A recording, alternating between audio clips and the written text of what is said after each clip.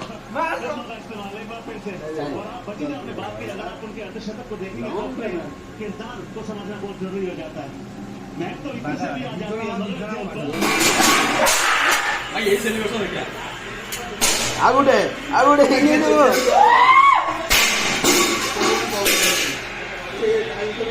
जा चल तू ले जा जा तू